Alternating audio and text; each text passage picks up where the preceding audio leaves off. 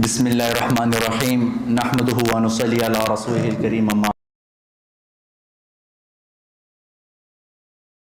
here in the Family Night Tazkiyah program in Masjid Fatima afternoon because Pir Tariqat Rahbar Shariat Mufti Azam America.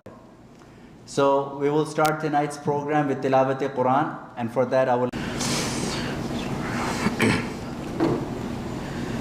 أعوذ بالله من الشيطان الرجيم بسم الله الرحمن الرحيم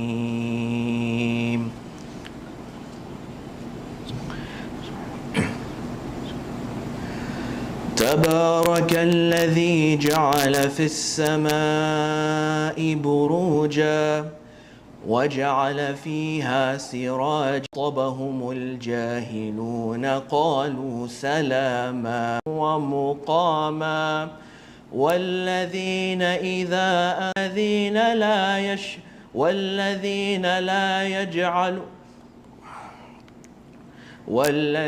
لا يجعلون مع الله إلها آخر ولا يقتلون النفس التي حرم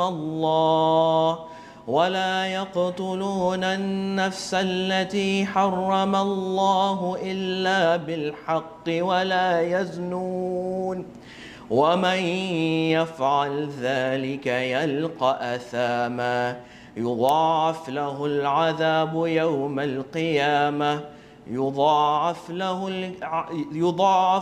اليوم القيامة ويخلد فيه مهانا إلا من تاب وآمن وعمل عملا صالحا فأولئك يبدل الله سيئاتهم حسنا وكان الله غفورا رحيما ومن تاب وعمل صالحا فإنه يتوب إلى الله متابا صدق الله العظيم.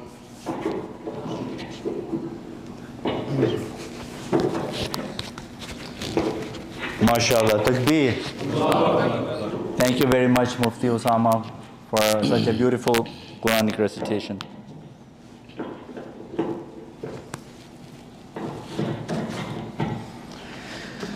Bismillah ar-Rahman ar-Rahim. Nahmaduhu wa nusalli ala rasulihi al-Kareem amma ba'd. Fa'udhu billahi minash shaitani ar-Rajim. Bismillah ar-Rahman ar-Rahim. Qad aflaha man tazakka. Sadaqallahu al-Azim. My respected brothers and sisters, as you know that this night, this family night, is celebrated for tazkiyah, purification of the hearts.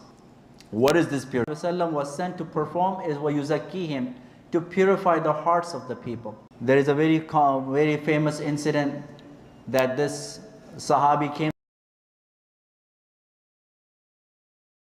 I can bring Iman on Allah and you as a messenger of Allah, but I have stop, and that is of zina.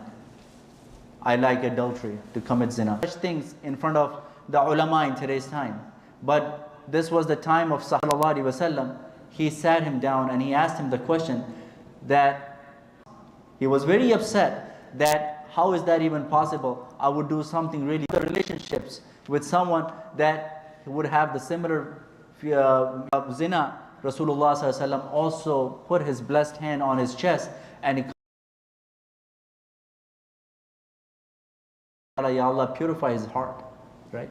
And from that day onwards, that Sahabi says that until his time, until his whole life, he never felt like committing zina anymore. That feeling went away, right?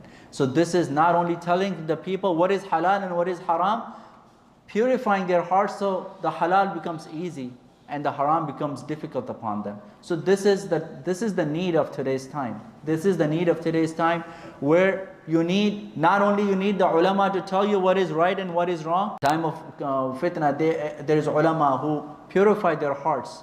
And Mufti Azam America, Dr. Mufti Munir Ahmad Akhund Damat Barakatumul Aliyah is the people. And this trip that Hazrat Ji has made here in Maryland and the previous trip that this journey, right?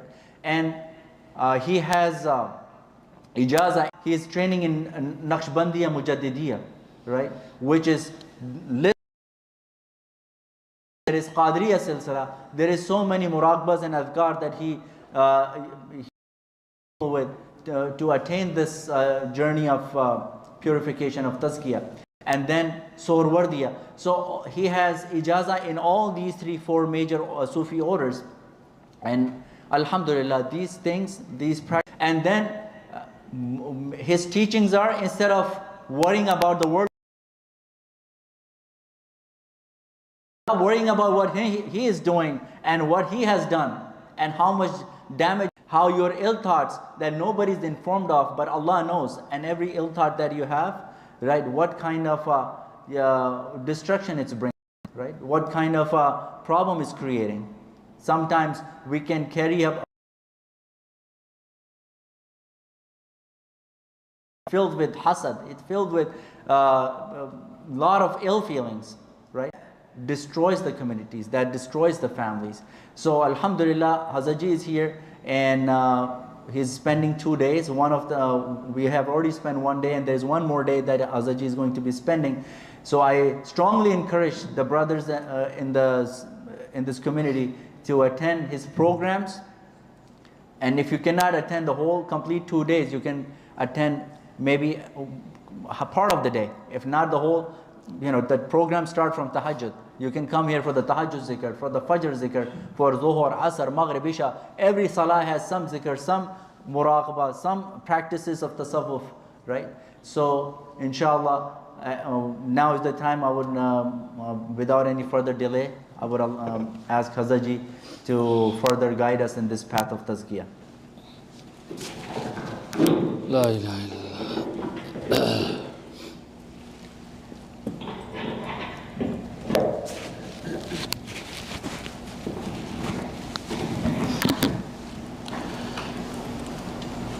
La ilaha illallah.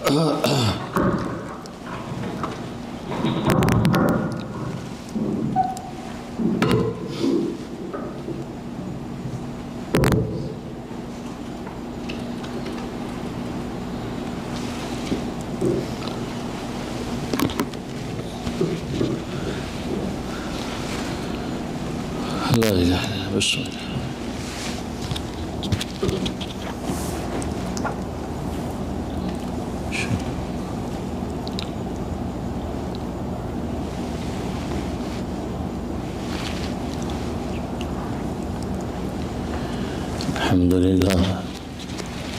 الحمد لله نحمده ونستعينه ونستغفره ونؤمن به ونتوكل عليه ونعوذ بالله من شرور أنفسنا ومن سيئات أعمالنا من يهده فلا هادي له إن سيدنا وسندنا وشفيعنا وشفيع أمرنا محمدا عبده ورسوله آفة للناس بشيرا ونذيرا وداعيا إلى الله بإذنه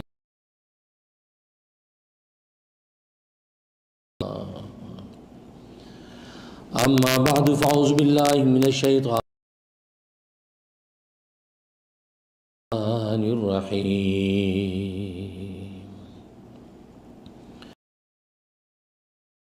القرآن خلق الإنسان علمه البيان صدق بزرگ میری اسلامی بہنیں،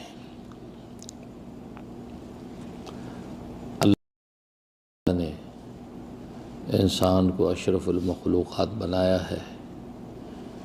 جو مرتبہ اور مقام انسان کو اللہ تبارک و تعالی نے عطا کیا، ظاہری جمال ہو یا باطنی، وہ کسی دوسری مخلوق میں اس کی نظیر نظر نہیں آتی.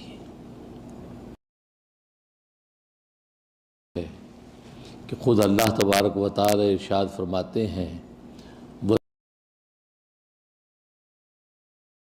الامین، قسم انجیر کی، قسم زیتون کی، قسم وادی سینا کی، اور قسم حرمت والے شہر یعنی مکہ کی، لقد خلقنا الانسان فی احسن تقویم، تحقیق ہم نے انسان کو سب سے زیادہ حسین و جمیل حقیقت پر پیدا کیا ہے۔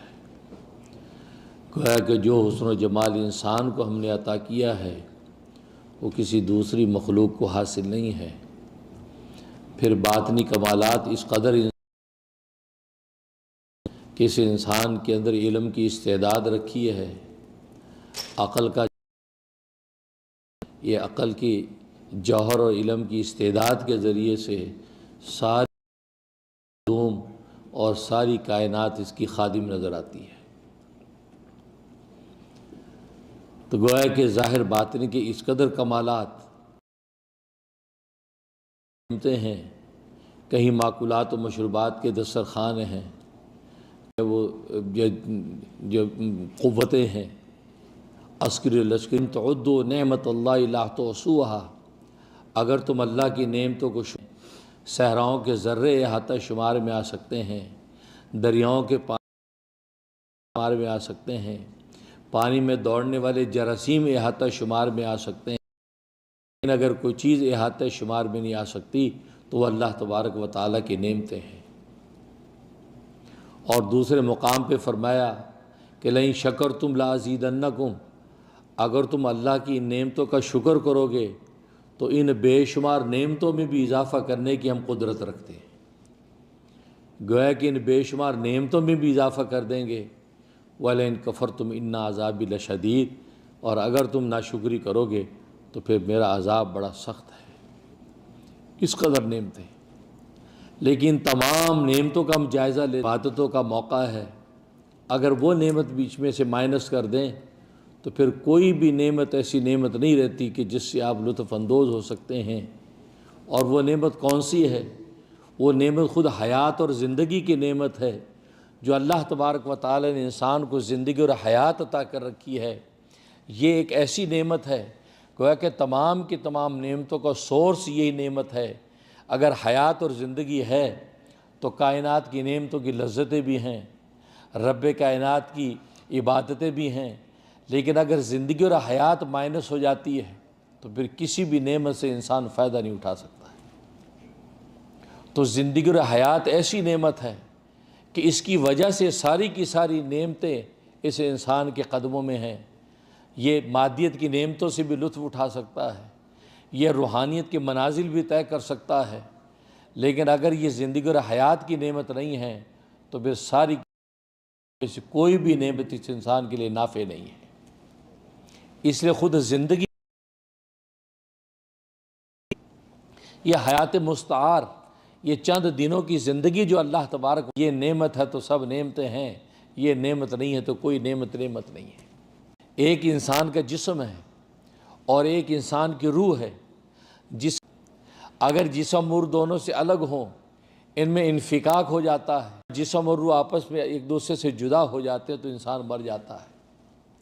تک دوڑتی رہتی تو وہ چیز زندہ ہے، جب روح اس میں سے نکل جاتی تو وہ چیز مر جاتی، یا عرفانی اصطلاح میں اب اس کو مردہ کہتے ہیں کہ یہ مر چکا ہے۔ تو جو ساری کی ساری نعمتوں سے منتفع ہونے کا ذریعہ اور بنیاد روح ہے، اگر اس زندگی اور حیات کے اندر وہ روح زندہ رہتی ہے تو آپ کی یہ زندگی گویا کہ زندہ ہے۔ وہ روح اس حیات اور زندگی میں سے نکل جاتی ہے تو آپ کی زندگی علمی اور عرفانی زبان میں موت ہے۔ وہ اس حیات اور زندگی کی روح کیا ہے؟ اس کی روح احساس ہے، احساس، جس کو آج کی زبان میں آپ فیلنگز کہتے ہیں۔ یہ زندگی کا جو احساس ہے یہ اس زندگی کی حیات ہے۔ آپ کی اس حیات اور زندگی میں وہ احساس زندہ رہتا ہے، وہ فیلنگز اور درد زندہ رہتا ہے، تو آپ کی زندگی گویا کہ وہ حیات پر مبنی ہے۔ وہ احساس اگر نکل جاتا ہے تو پھر آپ کی زندگی باوجود اس کے کہ اصطلاحی زبان میں اس کو زندگی کہیں، لیکن وہ عرفانی دنیا کے اندر وہ موت کہلاتی ہے۔ اس لیے قرآن کریم میں اللہ تبارک و تعالی نے کفار کو مردہ کہا ہے، حالانکہ علمی زبان کے اندر وہ زندہ ہیں، ان کے جسم و روح کا اتصال موجود ہے، وہ بولتے بھی نظر آتے ہیں، وہ سنتے بھی نظر آتے ہیں، وہ دیکھتے بھی نظر آتے ہیں، وہ چلتے بھی نظر آتے ہیں، وہ پکڑتے بھی نظر آتے ہیں، وہ گویا کہ ساری کے ساری زندگی کے آثار ان پر نظر آتے ہیں۔ اس کے باوجود ان کا خالق کہتا ہے کہ نہیں، یہ مردہ ہیں، یہ زندہ نہیں ہے۔ کیوں؟ اس لیے کہ ان کی حیات اور زندگی میں سے وہ احساس نکل گیا ہے، وہ فیلنگز نکل گئی ہیں، جس احساس کی بنیاد پر وہ اپنے مالک کو پہچانتے تھے، جس احساس کی بنیاد پر اپنی ایسی مخلوق کے حق کو جانتے تھے۔ جب فیلنگز احساس ان کا ختم ہو گیا تو اللہ تبارک و تعالی نے عرفانی زبان میں ان کو مردہ کہہ دیا کہ یہ مردہ ہے۔ جبکہ دوسری طرف شہید قتل ہو جاتا ہے، اللہ کے نام پہ اس کے جسم کے ٹکڑے ہو جاتے ہیں، اس کی خون کی ندیاں بہہ جاتی ہیں، وہ مر چکا ہوتا ہے، چنانچہ اصطلاحی زبان میں کہتے ہیں کہ یہ مر چکا ہے، اس کی جسم کے پرخچے اڑ گئے ہیں۔ لیکن اللہ تبارک و تعالیٰ اپنی عرفانی اصطلاح میں کہتے ہیں نہیں، یہ زندہ ہے، یہ مرے نہیں ہیں، یہ زندہ ہے۔ کیوں؟ اس لیے زندہ ہیں کہ ان کی زندگی کا جو احساس تھا وہ احساس زندہ ہے۔ یہ مملوک اپنے مالک کو پہچانتا ہے، یہ مرزوق اپنے رازق کو جانتا ہے، یہ مخلوق اپنے خالق کا پتہ دیکھتی ہے، اور یہ مخلوق اپنے خالق پر مر مٹنے کا جذبہ رکھتی ہے۔ اس لیے ہماری زبان میں یہ زندہ ہے۔ نہ صرف زندہ ہے بلکہ تمہیں زندہ مردہ کہنا زبان سے بھی اجازت نہیں ہے، نہ صرف زبان سے بلکہ گمان سے بھی اس کا مردہ تصور کرنے کی بھی اجازت نہیں ہے۔ یعنی زبانوں پر بھی پہرا لگا دے، لا تقولوا لمن یقتل فی سبیل اللہ اموات، نہ کہو مردہ تم ان لوگوں کو جو اللہ تبارک و تعالیٰ کے راستے کے اندر شہید کر دیے گئے، قتل کر دیے گئے۔ زبانوں پہ پہرا لگا، اللہ اموات، تمہیں یہ گمان کی کرنے کی اجازت نہیں ہے، اپنے گمان۔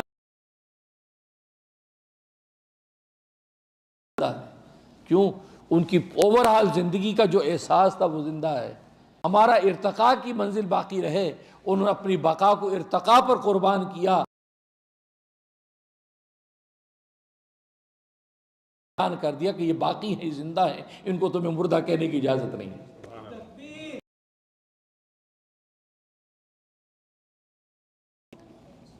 تو معلوم ہے کہ پوری زندگی کی روح ہے وہ احساس۔ اگر اچھا ماحول ہے تو احساس اچھا ہے، برا ماحول ہے تو احساس جیسی اس صحبت کے ماحول کے مطابق آپ کا احساس بلٹ ہوتا ہے۔ دماغ اس احساس کی تشکیل کرتا ہے، اس تشکیل کو علم کہتے ہیں۔ تو یہ احساس دل کے اندر پیدا ہوتا ہے، اس کا محل دل ہے، دل میں وہ احساس پیدا، دل بادشاہ ہے، دماغ اس کا وزیر ہے۔ بادشاہ ایک اس کا انتظام کرتا ہے، اس کو پتہ ہی ان احساسات کو کس انداز سے اب کہاں ہے، تو اللہ کی عبادت میں کب جھکنا ہے۔ مخلوق کا احساس ہے تو خدمت، یہ دونوں چیزوں کو لے کے جب چلتا ہے، اور عبادت و خدمت ہی انسان کی زندگی، ان پٹڑیوں پہ انسان کی زندگی چلتی ہے۔ جب دونوں پٹڑیاں سالم ہوتی ہے تو انسان کی ریل گاڑی منزل پر آسانی سے پہنچتی ہے۔ اگر عبادت ہے خدمت نہیں ہے، خدمت ہے عبادت نہیں ہے، نہ خدمت ہے نہ عبادت ہے، تو آپ کی زندگی کی ریل گاڑی چل نہیں سکتی۔ اور اگر دونوں ہیں تو آپ کی زندگی کی ریل گاڑی اس پر چل کر منزل پہ پہنچ جاتی ہے۔ تو احساس ماحول سے پیدا ہوتا ہے۔ اگر ماحول اچھا تو احساس اچھا ہے۔ خود حدیث میں آتا ہے، ایک صحابی دربار رسالے کی طرف بڑھ رہے ہیں اور کیا نعرہ لگا رہے ہیں، نافق حنظلہ، نافق حنظلہ، نافق حنظلہ آج منافق ہو گیا۔ اور صحابہ کرام رضوان اللہ علیہم اجمعین کی عجیب شان، کسی چیز سے ڈرتے تھے تو نفاق سے ڈرتے تھے۔ یار ہم منافقوں میں کہیں نہ لکھے جائیں، ہم میں کہیں نفاق ظاہر نہ ہو، ہم ایک طرف ہمارا ایک چہرہ ہو، دوسری طرف دوسرا چہرہ ہو، نہیں، وہ نفاق سے نفاق اتنی خطرناک چیز ہے۔ اور آج نفاق سمارٹنس ہے، آج کی دنیا میں نفاق سمارٹنس ہے کہ یار بڑے سمارٹ ہو یار، تم یہاں یہ بات کی، یہ بینیفٹ لیا، ادھر بات کی، یہ بینیفٹ لیا، واہ! آج کا نفاق واہ ہے، واہ! نہیں، صحابہ کہتے سب سے زیادہ خوف نفاق پر۔ تو حنظلہ اپنے گھر میں گئے، پتہ نہیں کیا دل میں آئی، اٹھے چلے دربار سے، نافقہ حنظلہ، نافقہ حنظلہ، حنظلہ منافق ہو گیا، چلے آ رہے۔ صدیق اکبر رضی اللہ تعالیٰ نے دیکھا، سبحان اللہ، حنظلہ کیا ہو گیا؟ کہا کہ اے صدیق اکبر، حنظلہ منافق ہو گیا۔ بھئی کیوں ایسا کہتا ہے؟ کہا کہ رسول اللہ کی محفل میں بیٹھتا ہوں تو دنیا میں بیٹھ کے آخرت دیکھتا ہوں، اور گھر جاتا ہوں تو دنیا میں ایسا مگر ہو جاتا ہوں، وہ دیکھی آخرت بھول جاتا ہوں۔ اس کا مطلب یہ ہے کہ رسول اللہ کے آخرت کا خیال، اور گھر آیا تو آخرت بھول گئی، اور اس کا مطلب ہے کہ یہ منافقت کی کیفیت ہے کہ جھٹ سے کچھ ہوں، جھٹ سے کچھ ہوں۔ مریض اس طبیب اعظم کے پاس جا رہا ہے، اس مرشد اعظم کے پاس جا رہا ہے، وہ آئے گا کہ اصل کیا ہے۔ اللہ اکبر، کیسے بے تکلف تھے صحابہ۔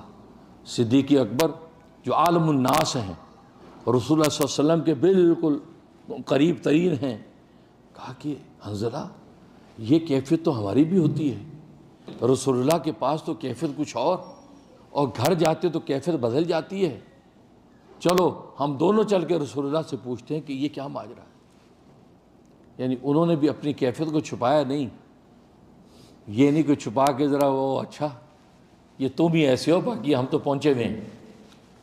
جیسے ہم لوگوں کی عادت ہے اپنی ٹانگ اوپر ہی رکھنی ہے، نہیں بھائی کچھ نہیں، ہم عملوں کو بناتے رہتے ہیں، اللہ دلوں کو دیکھتا ہے۔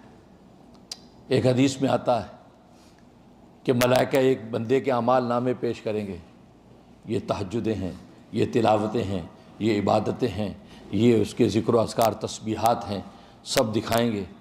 اللہ تبارک و تعالیٰ دیکھنے کے بعد کہے کہ نہ اعمال نامے لپیٹ کے پھینکو اور اس کو اوندے منہ جہنم میں ڈال دو، اس کا کوئی عمل میرے ہاں مقبول نہیں۔ ملائکہ حیران ہوئے کہ اے رب ذوالجلال، یہ آپ کیا کہہ رہے ہیں؟ اس نے تو تلاوتیں کیے ہیں، تہجدیں پڑھی ہیں، عبادتیں کی، اتنے اعمال اس نے کیے ہیں، اور آپ سارے رد کر رہے ہیں۔ اللہ تبارک و تعالیٰ کیا فرماتے ہیں؟ کہا میرے فرشتوں، تم نے اس کے عمل کو دیکھا، میں نے اس کے قلب کو دیکھا۔ کتنا بڑا فرق! تم ان کے عمل کو دیکھتے ہو کہ عمل کیا کر رہا ہے اور تم لکھ رہے ہو، اور میری نظر ان کے عمل پہ نہیں، میری نظر ان کے قلب پر ہے۔ یہ عمل کس نیت سے کر رہا ہے؟ یہ شو آف کرنے کے لیے کر رہا ہے، یہ لوگوں میں حاجی نمازی مشہور ہونے کے لیے کر رہا ہے، یا اپنے رب کو راضی کرنے کے لیے کر رہا ہے؟ میں قلب کو دیکھ رہا ہوں، تم عمل کو دیکھ رہے ہو، اور فیصلے قلب پر ہوتے ہیں۔ قلب میں نیت خالص نہیں تھی، لہٰذا ان کے جو عمل تھے، جس مقصد کے لیے کیے تھے، ان کو دنیا میں مل گیا، لہٰذا اوندے منہ ان کو جہنم میں ڈال دیا۔ اس سے میرے دوست بزرگ عمل کرتے فوراً دل پہ جھانکو کہ نیت کیا ہے، کس نیت سے یہ نماز پڑھنے کھڑا ہوں، کس نیت سے یہ روزہ رکھا ہے، کس نیت سے تسبیح کی ہے، کس نیت سے کسی کو نیک بات کی ہے۔ اگر واقعی اللہ کے لیے کی ہے، اللہ کو راضی کرنے کے لیے کی ہے، تو سمجھو کہ انشاءاللہ اللہ نے جب میرے قلب کو دیکھا ہوگا تو عمل اور قلب کے اندر اتفاق ہوگا، اور جب یہ اتفاق ہوگا تو اللہ کے انشاءاللہ اجر ملے گا۔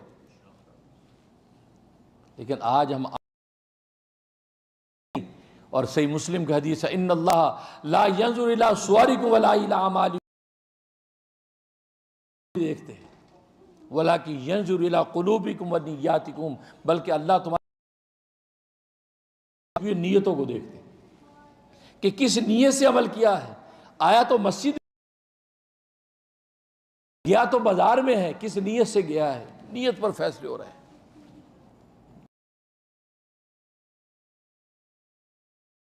اقل تکلفاً، ابن مسعود ان کی تعریف کرتے اقل تکلفاً، اقل ہے، سیم جیسے صدیق اکبر نے کہا تھا ویسے رسول اللہ نے کہے۔ اس سے صدیق اکبر کی نسبت باطنی کا پتہ چلتا ہے کیسی نسبت اتحادی حاصل ہے۔ رسول اللہ صلی اللہ علیہ وسلم کے ساتھ کیسی نسبت. وہی الفاظ نافق حنظلہ. کہا تو سبحان اللہ کیا ہو گیا حنظلہ, ایسا کیوں کہتا ہے؟ کہا کہ یا رسول اللہ صلی اللہ علیہ وسلم آپ کی محفل میں بیٹھتا ہوں تو دنیا میں بیٹھ کے آخرت دیکھتا ہوں, اور جب آپ کی سے اٹھ کے جاتا ہوں اپنے گھر میں چھا جاتے ہیں اور آخرت کا وہ تصور نہیں رہتا جو آپ کے پاس بیٹھتے ہوئے ہوتا. کیا فرمایا؟ کہا کہ حنظلہ ساعتاً فساعتاً, گھڑی گھڑی کی بات ہے, اگر وہی کیفیت جو میرے پاس ہوتے ہوئے ہو تم اپنے گھروں میں پھر بھی نہ جانے کے قابل رہو, تم تو چیخ چلاٹ کرتے ہوئے جنگلوں میں نکل جاؤ, چاکے گریبان کر لو اور جنگلوں میں چلے جاؤ, دنیا چھوڑ بیٹھو گے, اگر وہی کیفیت رہے جو میرے پاس ہے. یہ تو ساعتاً فساد گھڑی گھڑی کی بات ہے. میرے پاس ہو تو اللہ آخرت تم پر غالب کر دیتا ہے تاکہ تم آخرت کے حق کو ادا کرنے کی فکر کرو, اور جب اپنے گھروں میں جاتے ہو تو اللہ تمہارے گھر کے مشاغل تم پر غالب کر دیتا ہے تاکہ تم بندوں کے حق بھی ادا کر سکو. سبحان اللہ. ورنہ تم تو دنیا چھوڑ کے جنگلوں میں نکل جاؤ. یہ تو اللہ کا نظام ہے. بیوی بچوں کے پاس گئے, بیوی بچوں سے انسان کو راحت ملنے لگی, ان میں مشغول ہو گیا تاکہ ان کی حقوق بھی ادا ہوں, ان کی حق تلفی نہ ہو جائے. ورنہ وہی کیفیت ہے جو میرے پاس, تو پھر تو تم فرشتے تو ہو نہیں کہ فرشتوں کی استعداد ہی اللہ نے ایسی بنائی کہ سب برداشت کر کے پھرتے ہیں.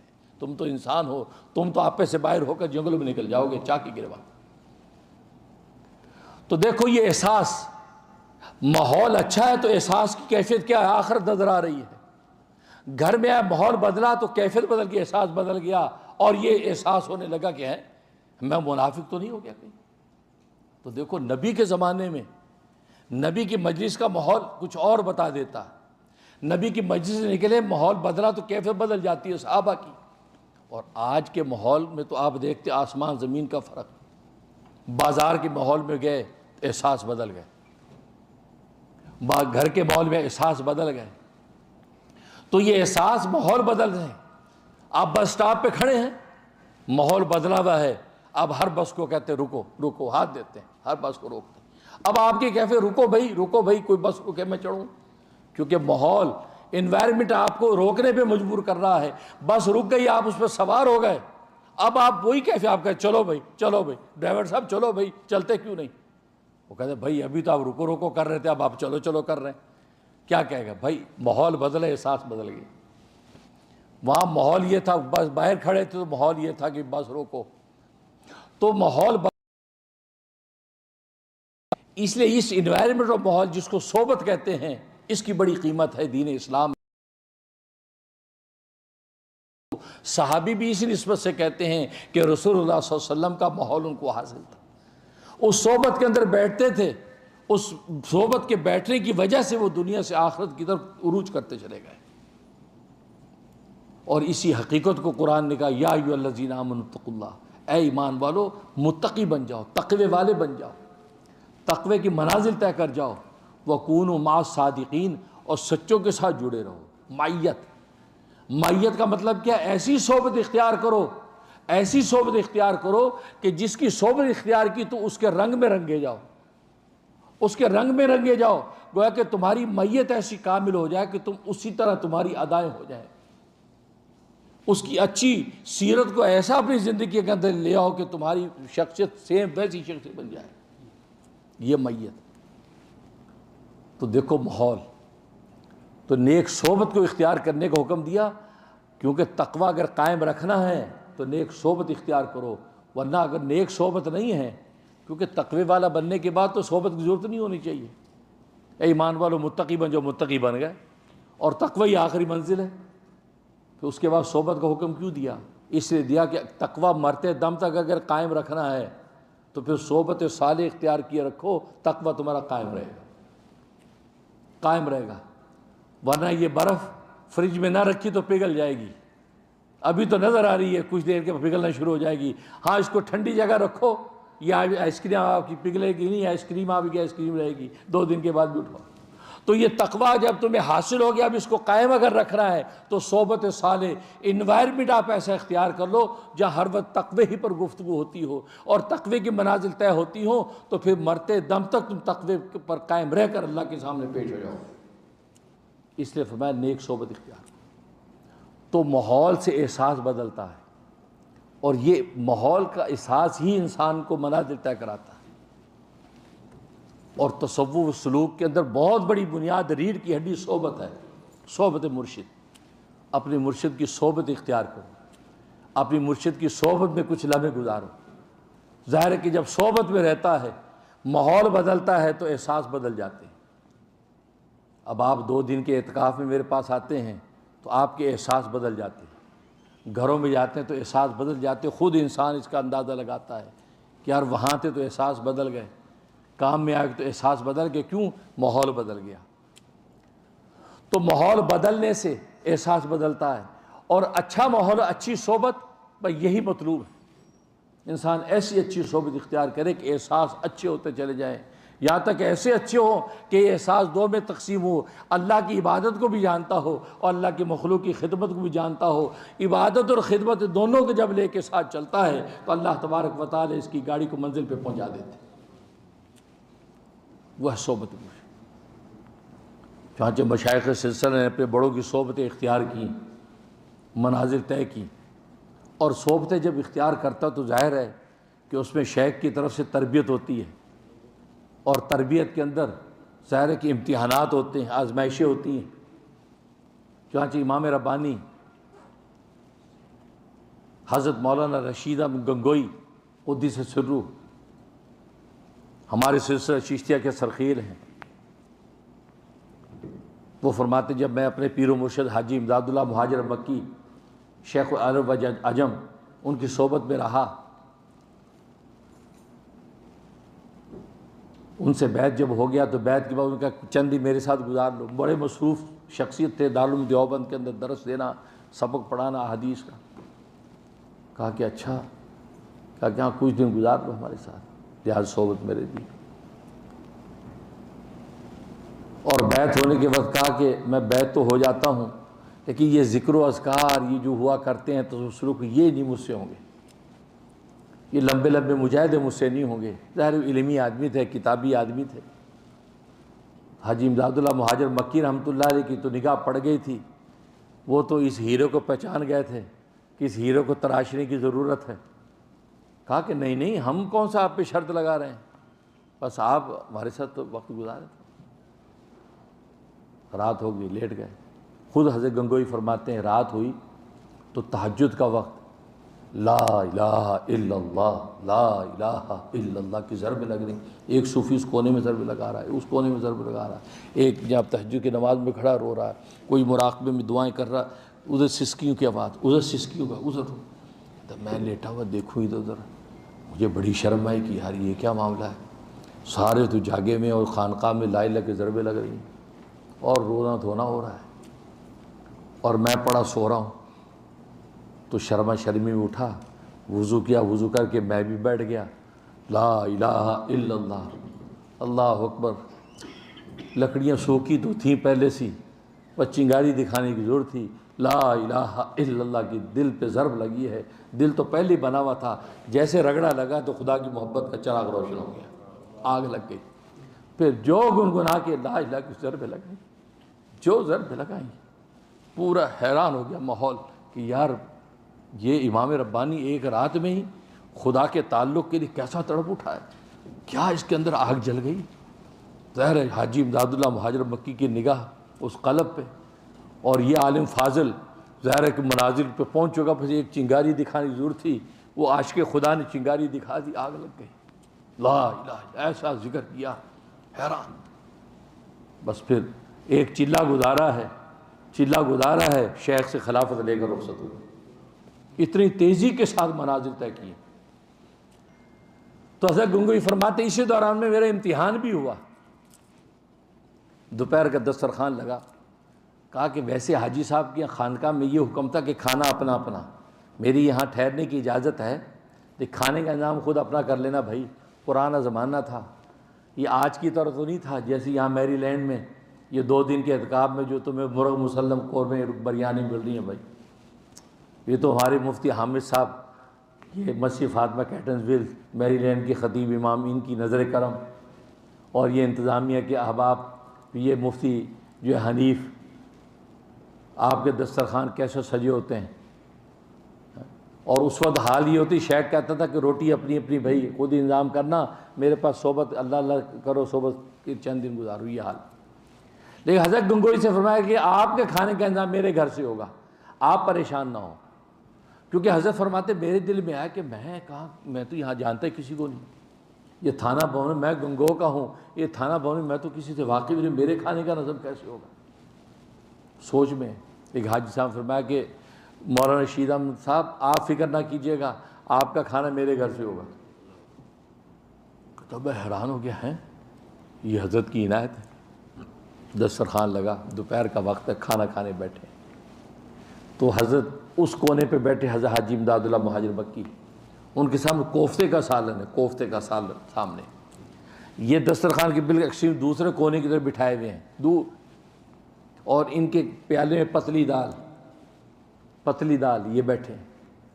اب یہ کھانا کھا رہے ہیں، دوزان میں بیٹھے، شیخ کے سامنے چپ کر کھا رہے ہیں۔ تو حاجی امداد اللہ مہاجر مکی رحمۃ اللہ علیہ کے ہم جو وہ پیر بھائی حافظ ضامن شہید، وہ بھی میاں جی نور محمد رحمۃ اللہ علیہ کے خلیفہ تھے، وہ آئے آ کے بیٹھ گئے، حاجی صاحب کیا حال ہے، کیسا گزر رہا ہے؟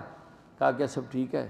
تو دیکھا تو ان کے سامنے کوفتے کا سالن اور وہ پتلی لمبی دال، تو فرمانے لگے کہ حاجی صاحب یہ کیا ناانصافی ہے، لونڈے کو پتلی دال دے دی، خود کوفتے کھا رہے ہیں۔ ظاہر ان کے تو پیر بھائی تھے، بے تکلفی بات کہہ دی۔ تو حضرت گنگوئی فرماتے ہیں حاجی صاحب نے کیا فرمایا؟ کہا کہ شکر کریں دسترخوان پہ بٹھا رکھا ہے، جی تو یوں چاہے کہ چماروں کے ساتھ بٹھا کے کھانا کھلاؤں۔ یہ چمڑے کا کام کرنے والے لوگ جو ہے گندے میلے لوگ ہوتے ہیں، کہا جی تو چاہتا ہے چوڑے چماروں کے ساتھ بٹھا کے کھانا کھلاؤں، شکر کریں یہ بھی بڑی سعادت کی بات ہے، دسترخوان پہ بٹھا تو رکھا ہے۔ یہ بات کہی۔ فرمایا یہ کہہ کے حاجی صاحب نے یوں مجھے ٹیڑھی آنکھوں سے دیکھا کہ میرے چہرے پہ تاثر کیا ہے۔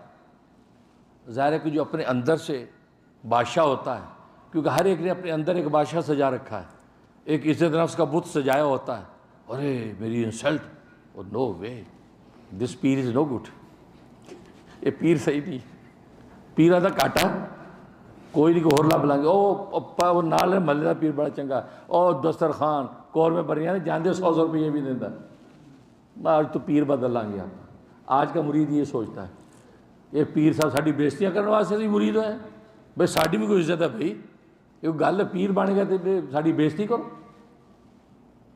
لیکن وہ زمانہ بھلا تھا۔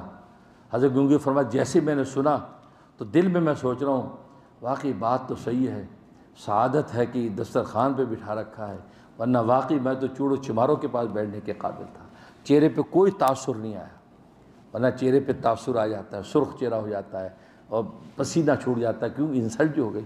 لیکن آپ بالکل متانت سے اس انسلٹ کو برداشت کر رہے ہیں، جس کا مطلب یہ ہوا کہ واقعی میں اسی قابل تھا یہ، اور حضرت نے یوں دیکھ لیا مجھے، اور میں نے جیسے نگاہ اٹھی تو حضرت نگاہ ہٹا لی۔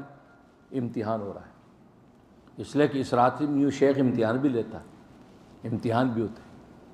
فرمایا بس یہ پہلا اور آخری امتحان تھا میرا، اس کے بعد پھر حضرت نے کبھی امتحان نہیں دیا۔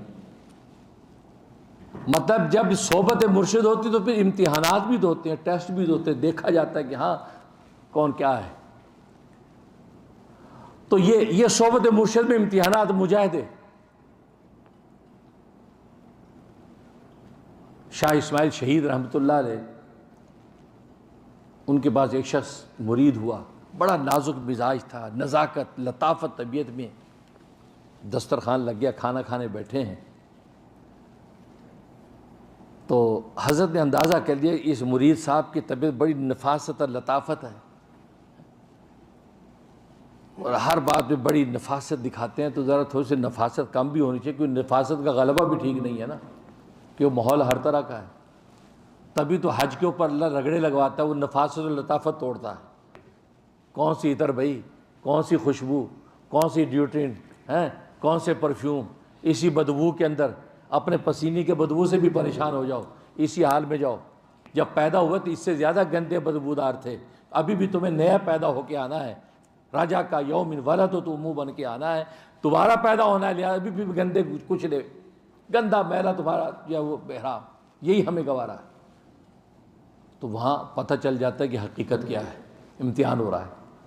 اب وہاں کوئی کہے نہیں بھائی مجھے تو ایسے نہیں حج کرنا ہے، میں تو لنگی باندھ نہیں سکتا، مجھے تو پینٹ پہننی ہے، مجھے تو پاجامہ باندھ رہا ہے، میں تو سر پہ ٹوپی کا، میں تو گنجی ٹینڈ مجھے ویسی بری لگتی ہے، لوگوں کی تو بری لگے گی، میں تو اپنے سر پہ تاج پہنوں گا۔ نہیں، جیسا بھی ہے، ٹینڈ ہے یا بال ہے، آپ کو نکلنا ہے۔ یہ کیا ہے؟ یہ اللہ تعالیٰ وہ کبر اور عجب توڑ رہا ہے۔ اب دیکھا نفاست لطافت بہت ہے، تو شاہ اسماعیل شہید رحمۃ اللہ علیہ نے عین وہ کھانا کھانے کی لقمہ ڈالا ہی ہے، حضرت ابن رواج یوں رکھا، مصنوعی طور پہ ناک سے ان کا زور سے، اب وہ لقمہ اس کا ڈالے ہی رہ گیا، ادھر دیکھا ادھر دیکھا، اس رکھا، بس ہاتھ کھینچ لیا، ساتھیوں کہ کھاؤ یار کھاؤ، نہیں بس بھوک نہیں ہے۔ حضرت دیکھ رہے ہیں کہ شیر کے بچہ جو ہے نا، لطافت بہت ہے، نفاست، ناک سن کا تو کھانا چھوڑ دیا۔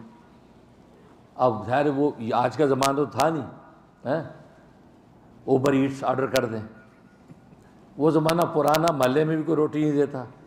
اب بیچارے کا دن گزرا، اگلے دن پھر کھانا لگا، پھر دسترخوان پہ بیٹھے، اب وہ پھر آ کے تیار ہو گئے، چلو یار آج کھائیں گے۔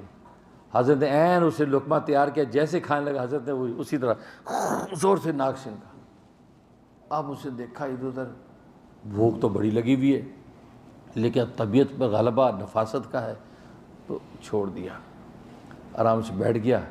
ساتھیوں کہ کھاؤ بھائی، نہیں بس یار بھوک نہیں ہے، چلو نکل دیا۔ اب کتنے دن بھوک، تیسرا دن آ گیا۔ اور آپ جانتے ہیں پہلے زمانے میں قوی لوگ تھے، چلو 2-4 دن گزار دیتے تھے، اور آج تو 2 گھنٹے نہیں گزرتے بھائی، کریڈٹ کارڈ نکالا، آرڈر کر دیا، فون کیا، پیزا گھر میں آ گیا۔ اسی امام غزالی فرمایا کرتے ہیں کہ اللہ کے وہ اولیاء کاملین، خاص اولیاء کامل ہوتے ہیں جن پر فاقہ آتا ہے، ورنہ فاقے کی نعمت اللہ ہر ایک کو نہیں دیتا۔ فاقہ ایک اتنی بڑی نعمت ہے، اللہ اپنے خاص اولیاء اللہ کو دیتا ہے، جن پہ فاقے آتے ہیں، اس کا مطلب خاص مقام ہے اللہ کے ان کا۔ اور آج کسی پہ فاقہ آ سکتا ہے؟ پاسبل ہی نہیں۔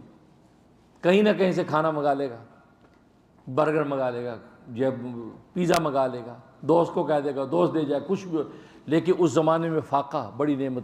اولیاء کاملین بہت سے ایسے گزرے، امام غزالی فرماتے ہیں ساری زندگی فاقہ مانگتے رہے کہ یا اللہ کبھی فاقہ تو دے۔ اس فاقے کا بھی ایک لطف، کیونکہ بھوکے کو دنیا کا رزق نہیں اللہ کا رزق ملتا ہے، وہ سوچتے یا اللہ تیرے رزق کا لطف تو اٹھائے مرنے سے پہلے۔ فرمایا وہ مر گئے لیکن اللہ نے اپنا رزق نہیں کھلایا، یعنی فاقہ نہیں دیا انہوں۔ یہ فاقہ اتنی بڑی نعمت۔ اب تیسرا دن، اب تو آپ کو پتہ ہے وہ مرید جی کا کیا حال ہوگا، آپ خود اندازہ کریں۔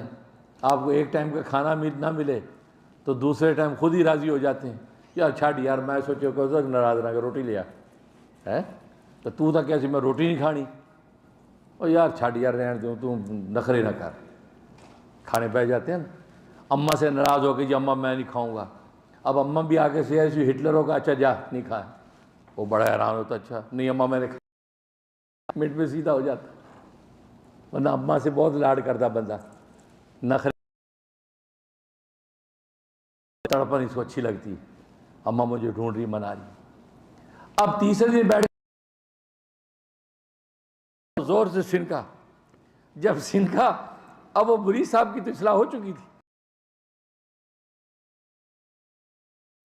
انہیں سر اٹھایا، فرمایا حضرت جی اب تو آپ اس میرے کھانے میں بھی ڈال دیں، پھر اب تو کھانے میں بھی ڈال دیں پھر بھی نہیں چھوڑوں گا۔ ہو گیا بھائی، یہی چاہیے تھا، اب انشاءاللہ تیرے لیے ترقی ہے۔ مجاہدے صحبت، ماحول جو ہے یہ صحبت ہے، یہ ماحول اچھا ہے تو احساس اچھا پیدا ہوتا ہے، ماحول برا احساس برا پیدا ہوتا ہے۔ نبی نے فرمایا کہ اچھی صحبت کی مثال عطر فروش کی دکان ہے، عطر فروش کی دکان میں جا کر فرمایا کہ آپ عطر نہ بھی خریدیں تو خوشبو تو ملے گی نا، خوشبو سونگ کے آ جائیں گے ماشاءاللہ۔ اب سعودیہ وغیرہ جاتے ہیں حج عمرے پہ، لوگ کیا کرتے ہیں عطر فروش کی دکان کے اندر ہمیں چکر کاٹ کے نا خوشبو اور ٹھنڈے اے سی کے حوالے کے باہر نکال آتے ہیں۔ فرمایا خوشبو نہیں لوگے تو اچھی خوشبو تو ملے گی۔ اور فرمایا بری صحبت کی مثال لوہار کی بھٹی ہے، کہ لوہار کی بھٹی میں اگر آگ کی چنگاری نہیں بھی لگے گی تو حرارت و گرمی کہیں گئی نہیں، حرارت گرمی تو لگے گی آپ کو، دھواں تو پہنچے گا، یہ بری صحبت۔ تو یہاں تو یہ صحبت سے دیکھو کیسے فیصلے ہو رہے ہیں۔ شاہ ابو سعید گنگوئی رحمۃ اللہ علیہ، اللہ نے ان کو بہت اونچا مقام عطا کیا۔ یہ شاہ عبد القدوس گنگوئی رحمۃ اللہ علیہ ہمارے سلسلہ چشتیہ کے بڑے سرخیل ہیں، یہ ان کے نواسے ہیں، شاہ ابو سعید گنگوئی رحمۃ اللہ علیہ، گنگو میں ان کا مزار ہے۔ یہ جو ہے وہ جلال الدین تھانیسری، ان سے بیعت ہونے کے لیے درخواست کی۔ جلال الدین تھانیسری یہ جو ہے وہ داماد ہیں شاہ عبد القدوس گنگوئی کے اور ان کے جانشین ہیں، اور جلال الدین تھانیسری اس وقت بڑھاپا سالی میں تھے، پیرانے سالی میں تھے، اب بیت و ارشاد کا زیادہ کام نہیں کرتے تھے، بس آخرت کی تیاری تھی۔ ان کے جو خلیفہ تھے شاہ نظام الدین بلخی رحمۃ اللہ علیہ کی طرف ان کو بھیج دیا کہ آپ ان سے بیعت ہو جائیں، شاہ نظام الدین بلخی سے۔ تو شاہ عبد القدوس گنگوئی ان سے شاہ ابو سعید گنگوئی ان سے بیعت ہو گئے۔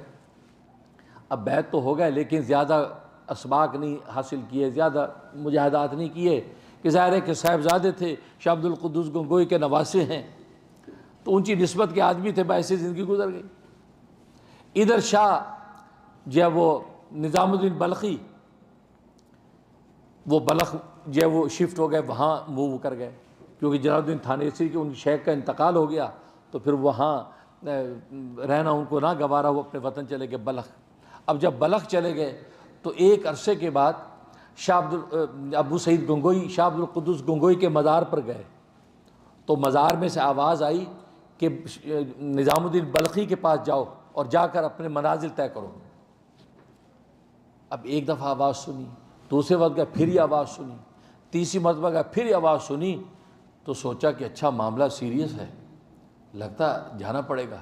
اب انہوں نے تیاری باندھی، اب یہ گنگو سے چلے بلخ کی طرف پیدل، کہ پیر و مرشد کی جا کے صحبت اختیار کرو اور منازل طے کرو۔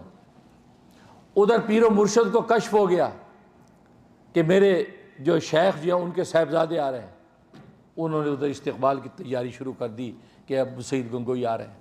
اب وہاں پہنچے، انہوں نے استقبال کیا۔ جب استقبال کے نکلے تو بادشاہ وقت بھی نظام الدین بلخی رحمۃ اللہ علیہ کا معتقد تھا، وہ بھی نکل پڑا۔ وہ نکلا تو رعایا ایک جمع غفیر شہر کے دروازے پہ استقبال کے لیے کھڑے ہیں۔ جیسے شاہ ابو سعید گنگوئی پہنچے تو حیران ہو گئی استقبال کی، آلریڈی یہ کیسے، ان کو کس نے بتایا؟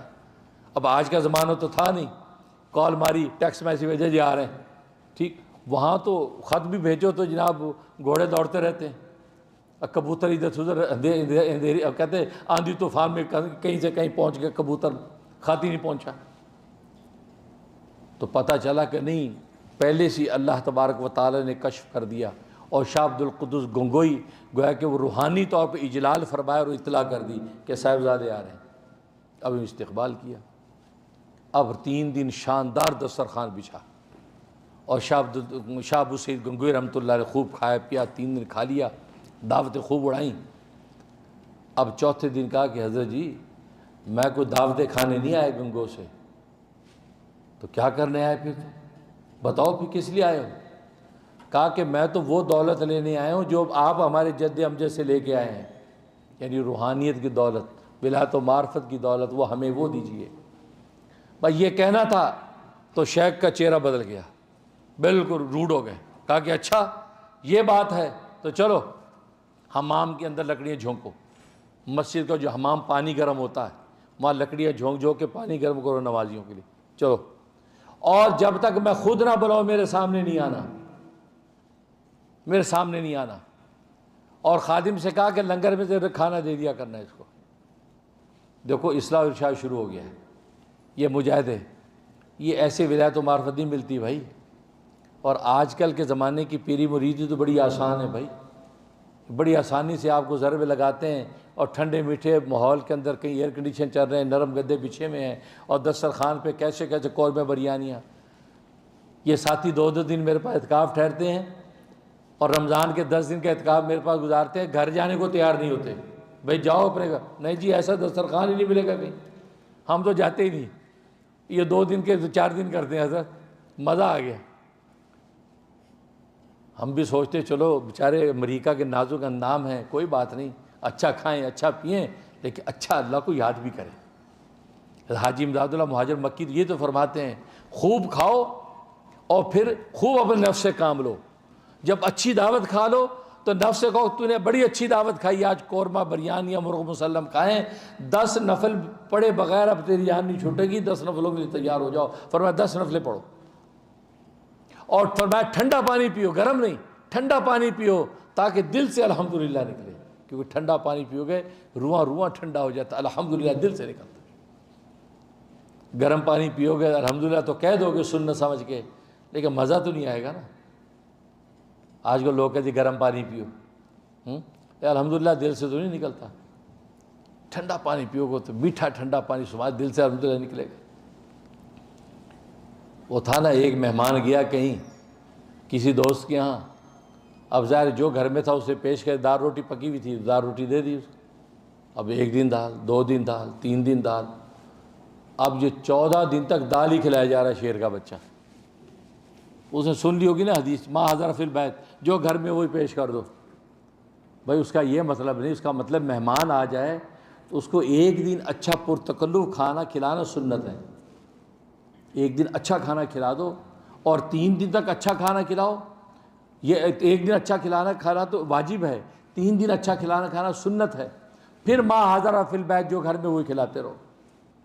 اور وہ شروع دن سے دال پہ شروع کر دیے، 14 دن ہو گئے۔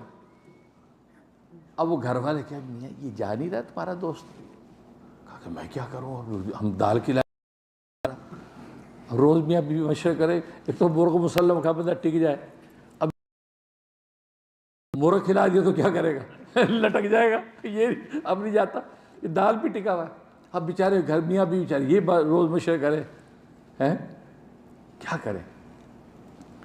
تو وہ لکھا ہے نا کہ میاں بیوی کے گھر دوست آ گیا اچانک، ان بیچاروں نے جو ہے وہ کہا کہ اچھا گھر میں کچھ ہے بھی نہیں، دوستوں کے سامنے عزت خراب ہوگی، یعنی کہتے ہیں بےعزتی خراب ہوگی، یعنی بےعزتی بھی خراب ہوتی ہے، بےعزتی تو خود خراب ہوتی ہے، اور پھر خراب ڈبل لگا دیتے ہیں، تو بےعزتی خراب ہوگی کیا کریں۔ اب سکیم کیا کی، کہا کہ ایسا کرنا تم جب آ رہی ہو نا تو برتن پھینک دینا، جب برتن پھینکے زور لگے، میں کہ کیا گرا، تم کہہ دو مرغی کا پکا سالن گر گیا، میں کہا اوہو انا للہ، چلو دال تو ہے، تو میں کہوں گی ہاں دال ہے، ہاں چلو دال ہی لے آؤ، عزت رہ جائے گی، مرغی پکائی تھی وہ گر گئی، دال کھا لو، تو دوستوں میں ذرا ٹھک رہے گی۔ اب وہ بیگم چلی ادھر سے، اب دھڑام سے برتن گرا، کڑا دھڑ ہوئی، کیا گرا، تو بیگم کہتی دال ہی گر گئی، وہ دال کے پتیلے ہی گر گیا، اب بتاؤ کیا بولے گا۔ تو کہنے کا مقصد ہے بعض اسکیم الٹی پڑ جاتی ہے۔ اب انہوں اسکیم کی کہ یار جو کرو، بیگم نے کہا یہ ظالم بھی بالکل ٹکی ہو گیا، تو ذرا اس کو پوچھو، بات کرو کہ آج چاند کی کیا تاریخ ہے، تو اس کو احساس ہوگا کہ یکم کو آیا تھا، آج 14 ہو گئی، 14 دن کا مہمان کمال ہے۔ اب جناب باتیں آگ بیٹھ گیا، کہنے لگے کہ آج چاند کی کیا تاریخ ہے، یہ میزبان پوچھتا ہے۔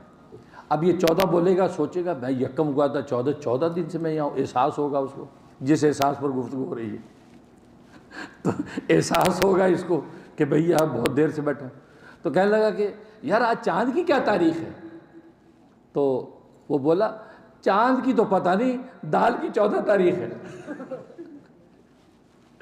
مطلب ہے کہ اس نے بھی بتا دیا کہ 14 دن کو کمال نہیں کیا، تو بھی دال ہی کھلا رہا ہے، یہ احسان کس بات کا، یا تو مرغ مثل اللہ کھلا رہا۔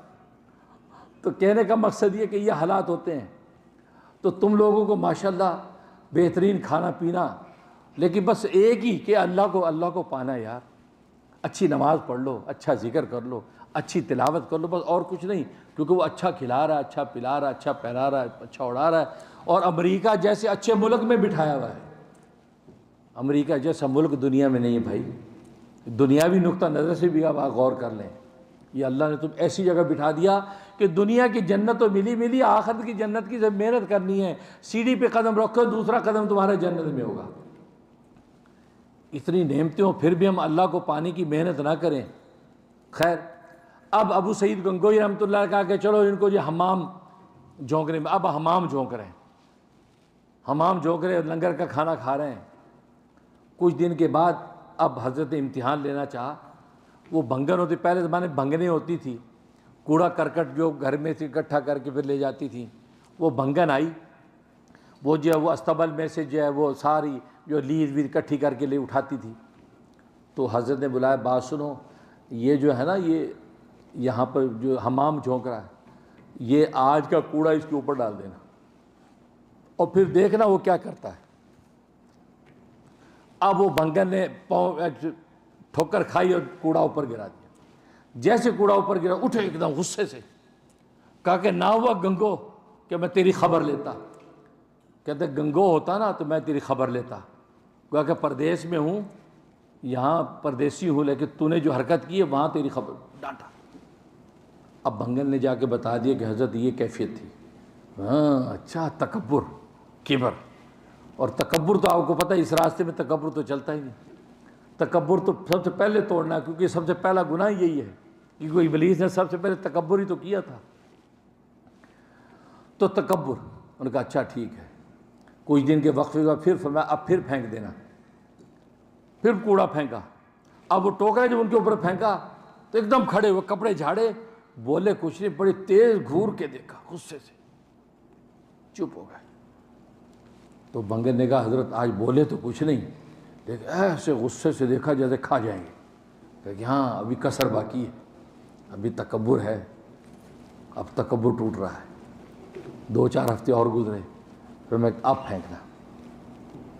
اب پھر اسے وہ کوڑا پھینکا، جیسے کوڑا گرا، اللہ اکبر،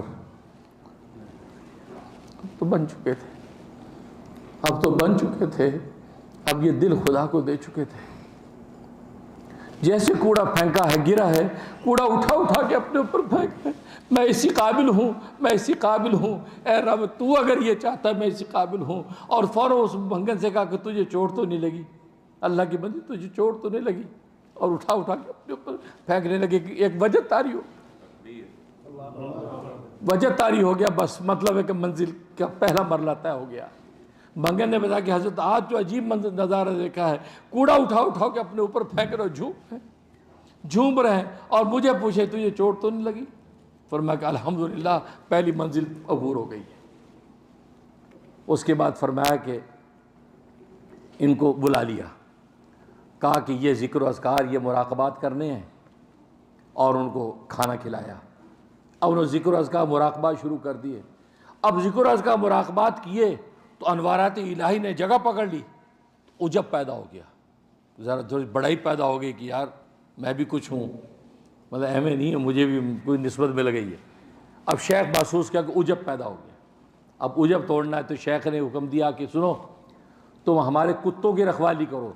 حضرت کے شکاری کتے تھے جسے شکار کرتے تھے، فرمایا شکاری کتوں کو نہلانا دھلانا، ان کی زنجیریں پکڑنا اور شکار کے لیے نکلنا، یہ آپ کی ڈیوٹی ہے۔ اب یہ ڈیوٹی لگا دی، اب یہ شکاری کتوں کو نہلاتے، ان کی مالش کرتے، اور جناب اس کے بعد کا فصل نماز پڑھو، لنگر سے روٹی کھاؤ، اور اپنے ان شکاری کتوں کی خدمت، اب خدمت میں لگے، وہ عجب توڑ رہے ہیں۔ اب ایک دن شکار کا وقت آیا تو حضرت نے کہا چلو ابھی شکار کے لیے نکلنا ہے۔ نظام الدین بلخی آگے گھوڑے پر، پیچھے یہ کتے انہوں پکڑے ہوئے ہیں زنجیروں میں، اور کہا کہ کتا چھوٹے نہ پائے۔ میرے دوستوں بزرگوں، اس وقت یہ مجاہدات جو ہو رہے ہیں اور ولایت معرفت جو تقسیم ہو رہی ہیں، ان کے مجاہدوں پر غور کرو، یہ مجاہدے ہوتے تھے۔ اور آج کیا مجاہدے ہوتے ہیں؟ زیادہ سے ذکر و اذکار کرائے جاتے ہیں، اس قسم کے مجاہدے تو ہیں ہی نہیں، کیونکہ ان سے ایسے مجاہدے کرنے کی استعداد اور طاقت بھی نہیں رہی۔ اس سے اندازہ کریں کہ یہ ولایت و معرفت آسان چیز نہیں ہے، بڑے مجاہدے۔ صحابہ اکرام اور انبیاء اکرام نے کیسے مجاہدات اٹھائے۔ اب جناب یہ چلے جا رہے ہیں، کوئی شکار دیکھا تو کتے دوڑے، اب جب کتے دوڑتے انہیں زنجیر پکڑی گئی اور وہ پیچھے، اب طاقتور کتے یہ گنگوں کے دبلے پتلے، اب ان کو ڈر ہوا کہ کہیں چھوٹ نہ جائیں اور شیخ کی حکم عدولی نہ ہو جائے، اس زنجیر کو اپنی کمر سے باندھ لیا۔ جب کمر سے باندھ لیا تو کتے تیز دوڑے، تو یہ بھی تیز سے دوڑے، لیکن کب تک دوڑتے، کمزور تھے، گر گئے۔ جب گر گئے تو کتے جناب گھسیٹ کے لے کے جا رہے ہیں، اور کتے شکار کی طرح گھسٹتے جا رہے ہیں، سر پتھر میں لگ رہا ہے، پاؤں لگ رہے ہیں، بری حالت، کانٹے لگ رہے ہیں، گھسٹتے زخم، یہاں تک کہ ایک پتھر اتنی زور سے ماتھے میں لگا خون کا فبارہ پھوٹ گیا۔ بس یہ کیفیت ہونی تھی، ایک دم اللہ تبارک و تعالیٰ نے اس وقت میں اپنے نور کی تجلی دکھا دی، تجلی الہی، جس تجلی کو دیکھنے کے لیے اور اللہ ساری زندگی مانگتی، یا اللہ یہ اپنی تجلی اعظم تو دکھا دے، اپنے نور کی تجلی تو دکھا۔ وہ تجلی جیسے دیکھی تو تکلیف کا احساس ختم ہو گیا، ایسا لطف و لذت ملی کہ خدا کی تجلی دیکھ لی۔ ادھر شیخ کو کشف ہو گیا کہ بھائی وہ تو وہاں بے ہوش پڑے ہیں اور اللہ کی رحمت ہو گئی ان پر، ان کو تجلی اعظم ان پر ظاہر ہو گئی ہے۔ اب جلدی سے مریدوں کا دوڑو بھائی، اب اٹھا کے لے کے آئے زخمی، اب وہاں لٹا دیا، اور جب وہاں لیٹے ہیں اب کچھ دیر بعد ہوش آ گیا، بیٹھ گئے۔ اب وہ جو تجلی دیکھی تو اس تجلی میں اتنا لطف تھا کہ بار بار چاہتے تھے کہ وہ تجلی مجھے دوبارہ حاصل ہو جائے، تو وہ ذکر کر کے اللہ سے مانگنے کے لگے، یا اللہ وہ تجلی پھر دکھا دے مجھے، بار بار دعا کریں، یہاں تک کہ ایک مرتبہ حبس دم سانس روک کر بیٹھ گئے، جب تک کہ اللہ اپنی تجلی نہیں دکھائے گا اس وقت تک سانس نہیں چھوڑوں گا، یہاں تک کہ میری موت بھلے ہو جائے، ایسی زندگی کیا زندگی، میری تیری تجلی کا لطف میں اٹھا نہ سکوں، میں مرنا گوارا کروں گا لیکن میں تیری تجلی دیکھنا چاہتا ہوں۔ ارے ایک دفعہ تجلی دیکھی اس کا کیا لطف ہوگا۔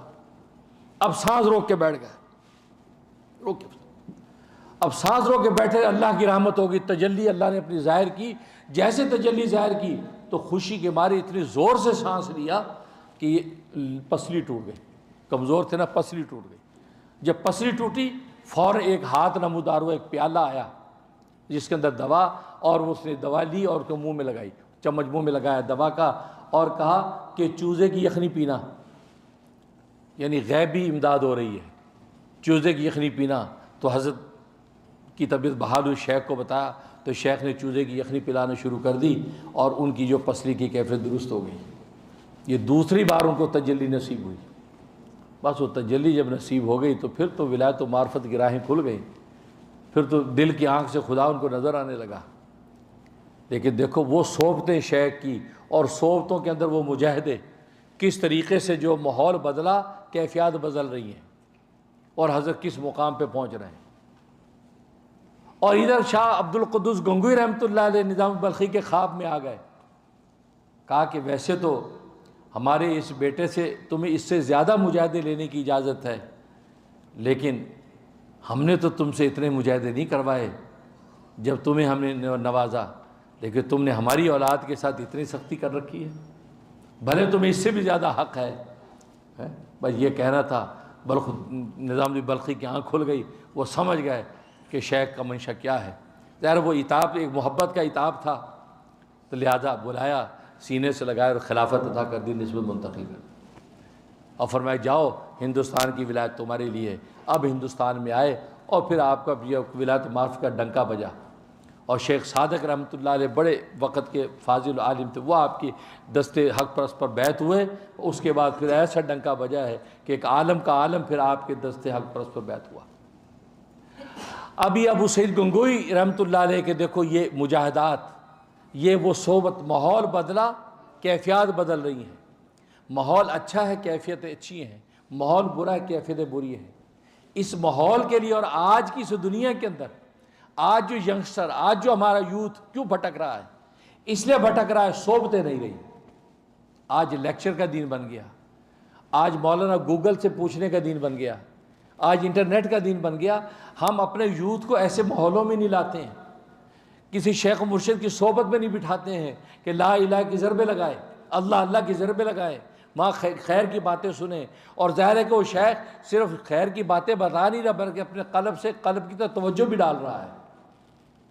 آج یہ صحبتیں نہیں رہیں، جس کی وجہ سے آج آپ دیکھتے ہیں کہ نوجوان یہی پوچھتے پھرتے ہیں کہ ویئر از اللہ، اللہ کہاں ہے، اللہ ہے تو نظر کیوں نہیں آتا۔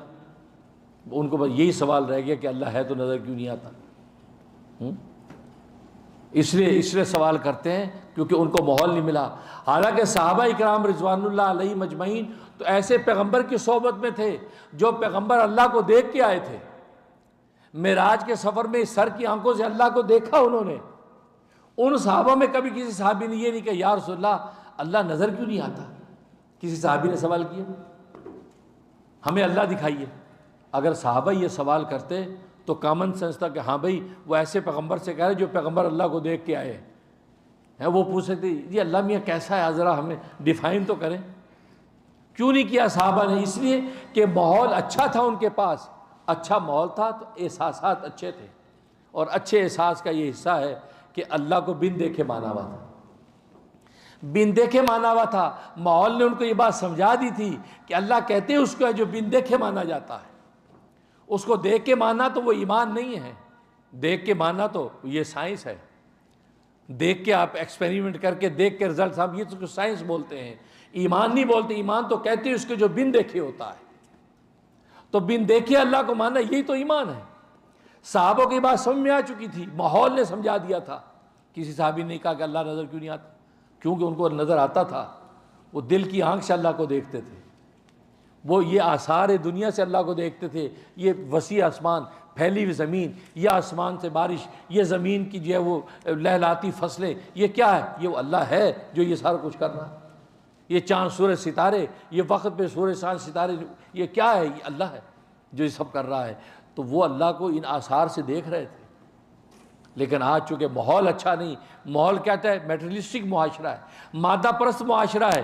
وہاں باتیں یہی ہوتی ہیں کہ دیکھ کر جو چیز ہے اس کو ہم نے ماننا ہے, جو دکھتی ہے ایکسیپٹیبل. حالانکہ خود زندگی میں کتنی چیزیں جو دکھتی نہیں آپ ایکسیپٹ کرتے ہیں. امام احمد بن حنبل سے کسی نے کہا کہ اللہ ہے تو نظر کیوں نہیں آتا, دکھائیے. آپ نے ایک پتھر اٹھایا, مٹی کا زور سے مارا, اس کے سر میں لگا. اسے مولوی صاحب اگر جواب نہیں آتا تو پتھر کیوں مار دیا ہے؟ سر پکڑے مار دیا. یار کتنی کہ کیا ہو رہا ہے؟ یہ درد ہو رہا ہے. ہونا کیا ہے اتنا زور سے؟ کہتے درد ہو رہا ہے. دکھا کہاں ہے درد؟ کہتے بھائی درد ہو رہا ہے بھی دکھاؤ, کہ دکھاؤ نا درد, دکھاؤ نا کہاں ہے. کہا بھائی درد ہو رہا ہے نظر نہیں آتا. کہا کہ میاں نظر کیوں نہیں آتا؟ کہتے بھائی یہ مجھے کیا پتا نظر نہیں آتا. فرمایا تیرے سر کے اندر درد وہ تجھے نظر نہیں آتا, تو مان رہا ہے. تو اللہ اگر نظر نہیں آتا اس سے ماننے میں تجھے کیا سوال ہے؟ کیوں کہ درد انسان کے آثار سے محسوس ہو رہا ہے. سر پکڑ بیٹھا ہے, اس کا مطلب سر میں درد ہے. تو یہ آثار, یہ علامات, یہ کائنات کی, یہ رب کائنات کو خود پتہ دے رہی ہیں کہ اس کا مطلب خدا ہے جو یہ چلا رہا ہے. تو دنیا انسان کے اندر جتنی چیزیں ایسی ہیں کہ جس کو بغیر دیکھے مانتا ہے. لیکن ماحول چونکہ اچھا نہیں ہے لہذا برے احساسات پیدا ہوتے ہیں. جی اللہ نظر نہیں آتا لہذا ہم اللہ کو مانتے نہیں. آپ کی جان اور روح نظر نہیں آتی اس کو آپ مانتے ہیں.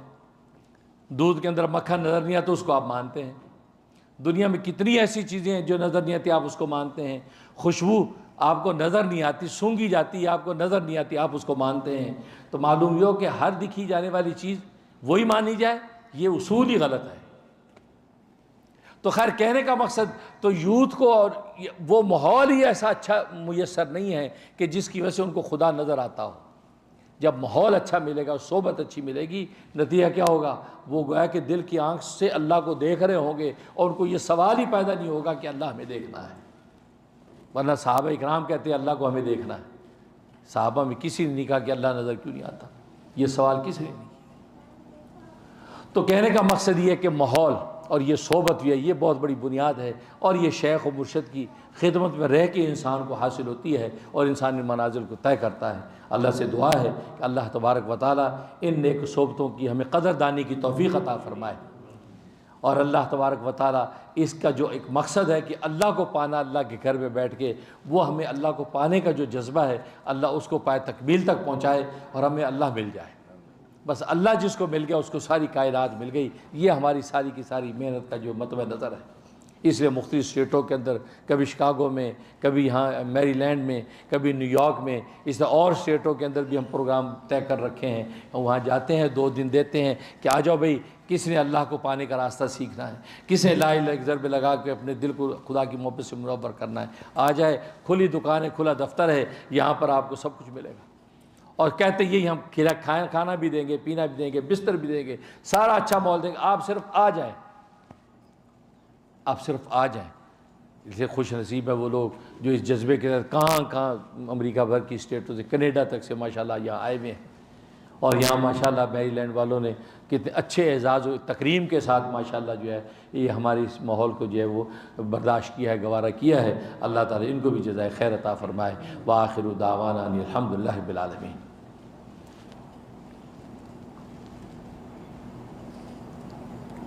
کیا دعا کرا دیں؟ ربنا تقبل منا انك انت السميع العليم وتب علينا انك انت التواب الرحيم اللهم ارنا الحق حقا وارزقنا اتباعه وارنا الباطل باطلا وارزقنا اجتنابه۔ یا اللہ ہمارے گناہوں کو معاف فرما، یا اللہ ہماری خطاؤں سے درگزر فرما، یا اللہ ہماری نیکیوں کو قبول فرما، یا اللہ ہم تمام حاضرین مجلس کو تو اپنی سچی محبت عطا فرما، یا اللہ ہمارے قلوب کو اپنی محبت کے لیے منتخب فرما، یا اللہ اپنا قرب خاص ہمیں نصیب فرما۔ یا اللہ مسجد فاطمہ کیٹنزویل میری لینڈ میں یا اللہ ہماری یہ حاضری ہے، یہاں 2 دن ہم اعتکاف کے لیے جمع ہیں، یا اللہ ہمارا جمع ہونا قبول و منظور فرما۔ یا اللہ یہاں میزبانوں کو جزائے خیر عطا فرما، یا مسجد فاطمہ کی انتظامیہ کو اور مفتی حامد صاحب کو، مفتی حنیف صاحب کو اور طاہرہ شہاب صاحبہ کو اور حسن صاحب کو، ان سب کو یا اللہ جزائے خیر عطا فرما۔ بڑھ چڑھ کے یا اللہ ان لوگوں نے ہمارا خیال رکھا ہوا ہے اور اعزاز و تکریم دے رکھی ہے، اور انتظامیہ کے جنرل سیکرٹری صاحب ہمارے ساتھ شانہ بشانہ ہیں، ہر طرح وہ ہمارا خیال رکھ رہے ہیں۔ یا اللہ ان کو جزائے خیر عطا فرما، ان کو بھی یا اللہ خوب معزز اور مکرم بنا۔ یا اللہ ان کو ظاہری باطنی دولتوں سے مالا مال فرما، اور جو حاضرین دور دور سے ہمارے ساتھ اعتکاف کے اندر جمع ہیں یا اللہ ان کا جمع ہونا قبول و منظور فرما۔